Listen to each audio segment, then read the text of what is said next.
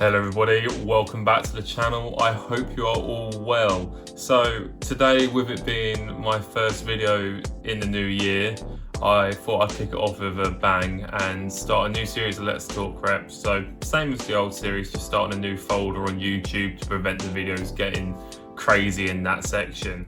But I'm going to talk to you today about my favourite Air Max 90 that's ever released, and that is the Air Max 90 Hufquake. So stay tuned to keep an eye out on that. And if you like what you see, please consider liking, commenting and subscribing, because I upload every Saturday. And with that being said, let's jump straight into this video. Okay, so a little bit of history about this shoe before I get into it.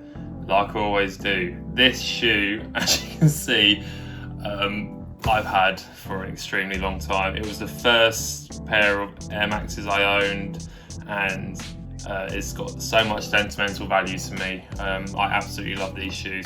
I'd be lying if I said the shoes actually in the box are my original pair. My first ever pair I still have, which is the box that these came in.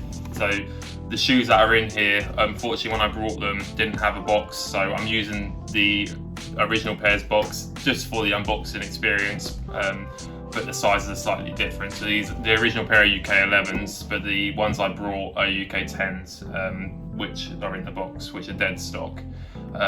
So when I do my own foots, I'll probably wear my originals simply because I don't want to undead stock them, because if I want to keep these shoes as pristine as I can. I know I say I wear my shoes, but this one is my exception. I really love this shoe. But yeah, I'll show you the dead stock one as in a bit nicer condition than my worn-in ones. So before I ramble anymore, inside the box, Air Max 90 Hufquake, released back in January 2007, was meant to release back in 2006 because it was a collaboration with the clothing brand Huff, and it was sort of in recognising the 100th anniversary of the 1906 San Francisco earthquake. So that's how this shoe came into existence, and it has obviously came in your standard orange Nike box for that era, and there is a box label there. So the colourway is neutral grey, white and military blue, and it would have retailed for 120 back when it released, but you're definitely not picking them up at this price now. Resale on these, you're looking at sort of £1,000 plus. So I am extremely fortunate to have the two pairs I do. These ones definitely aren't worth £1,000 now, though they are very battered. But anyway, let's get into it a bit more. So inside the box, here is the dead stock versions, which are my actual true to size, which I would have got, but back in the day I was just happy to have this pair. They are the shoe that got me into sneakers. When I first saw them advertised, I knew I had to get a pair, and I saved up for a long time to pick them up, and it took me a long time to find them. But anyway, before I ramble anymore, let's get into it. So the shoe itself, you have this cracked cement print going along the mudguard, and then you have this sort of perforated leather, which is the same leather I believe that's on the tongue and cheeks, which is a fun little fact. So yeah, it's all got these very small, as you can see, like perforations in them. I'm hoping it's going to focus and you can see that. So there we go. Air units clear, like a clear white with the military blue surround, and then that's got your standard grey. It's like it's a light grey waffle outsole.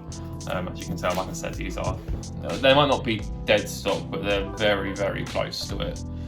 Enough where I don't want to wear them because I want to keep them looking this fresh.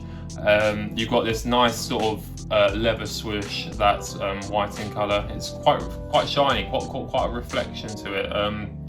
I haven't actually seen a swoosh like that for a while where it's that shiny, which is quite cool. Came with your standard flat white laces and has the military blue text on the tongue here. Your back tab is your standard sort of plasticky rubber that you'd get on a 90 with again the white and blue texting. Insole, we have the military blue insole with the white Nike text, and yeah, I appreciate this video is probably a bit long because I was rambling at the start, so I'll just jump to some on foot. There's no differences between the shoes that you need to be aware of, so yeah, let's jump onto that on foot.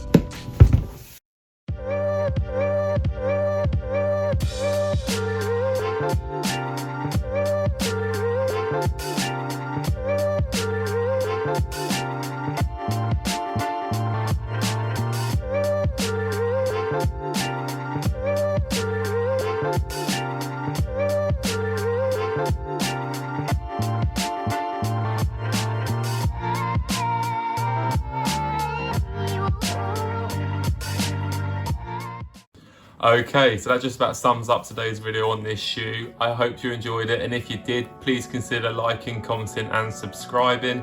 It's all free, it costs you nothing, and it helps me massively growing the channel.